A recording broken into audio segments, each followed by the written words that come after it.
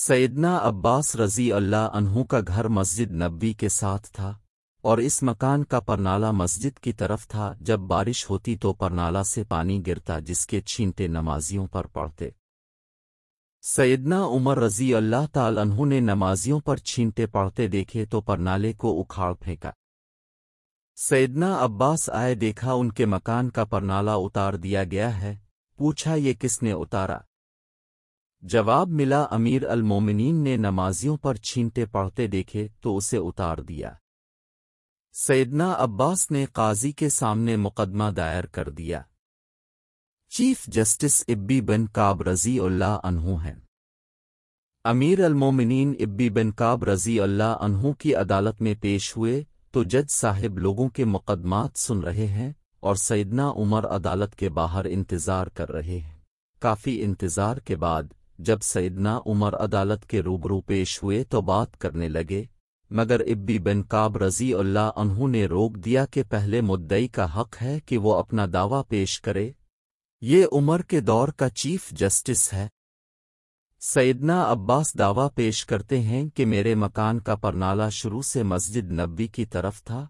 ज़माना नबवी के बाद सैयदना अबू बकर के दौर में भी यही रहा, लेकिन उमर ने मेरे मकान का परनाला मेरी अदम मौजूदगी में मेरी इजाज़त के बगैर उतार दिया है, लिहाजा मुझे इंसाफ चाहिए। चीफ जस्टिस इब्बी बिन काब रज़ी अल्लाह अन्हु कहते हैं, अब बेफिक्र रहें, आपको इंसाफ मिलेगा। काजी ने सैयदना उमर से पूछा, अपने सैयदना अब्बास के घर का परनाला क्यों उतारा? 22 लाख मुरब्बा मील का हाकिम कटहरे में खड़ा होकर कहता है, सैयदना अब्बास के मकान का परनाला मस्जिद नबवी की तरफ था। जब बारिश होती है परनाले से पानी बहता है और छींटे नमाजियों पर पड़ते हैं जिससे नमाजियों को परेशानी होती है, इसलिए मैंने इसे उतार दिया।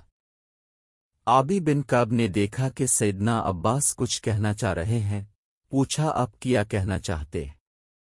सैयदना अब्बास कहते हैं, ये जिस जगह मेरा मकान है यहाँ रसूल पाक ने अपनी छड़ी से मुझे निशान लगा कर दिया और मैंने इसी जगह मकान बनाया। फिर जब परनाला नस्ब करने का वक्त आया तो रसूल पाक ने कहा, चचा मेरे कंधे पर खड़े होकर इस जगह परनाला नस्ब कर दे। मैंने नबी पाक के कंधे पर खड़ा होने से इनकार किया, मगर भतीजे के इसरार पर मैंने उनके कंधे पर खड़ा होकर यहाँ परनाला नस्ब किया। यहाँ परनाला नबी पाक सल्लल्लाहु अलैहि वसल्लम ने खुद लगवाया था। इब्बी बिन कब ने पूछा, इसका कोई गवाह है आपके पास? सैयदना अब्बास जल्दी से बाहर गए और कुछ अंसार को लेकर आए। उन्होंने गवाही दी कि सैयदना अब्बास सच कह रहे हैं। ये सुनते ही सैयदना उमर के होश उड़ गए और रोने लगे। आंसुओं की झड़ी लग गई। अपना प्यारा नबी याद आ गया और ज़माना नबवी का मंजर नज़रों में घूम गया। अदालत में सबके सामने ये 22 लाख मुरब्बा मील का हाकिम सर झुकाए खड़ा है, जिसका नाम सुनकर कैसर व कसरा के ऐवानों में लर्ज़ा तारी हो जाता था। सैयदना अब्बास से कहा, मुझे नहीं मालूम था कि ये परनाला रसूल पाक ने खुद लगवाया है। अब चलिए मेरे साथ, जैसे रसूल पाक ने ये परनाला लगवाया था वैसे ही अब लगाएं। चश्म कायनात ने देखा। वक्त का हाकिम दोनों हाथ मकान की दीवार से टकाकर खड़ा हो गया, बिल्कुल इसी तरह जैसे रसूल पाक खड़े हुए थे। सैयदना अब्बास अमीर अल मोमिनीन के कंधों पर खड़े हुए और दोबारा इसी जगह पर नाला लगा दिया। वक्त के हाकिम का ये सलूक देखकर सैयदना अब्बास ने मकान मस्जिद नबवी को वक्फ कर दिया।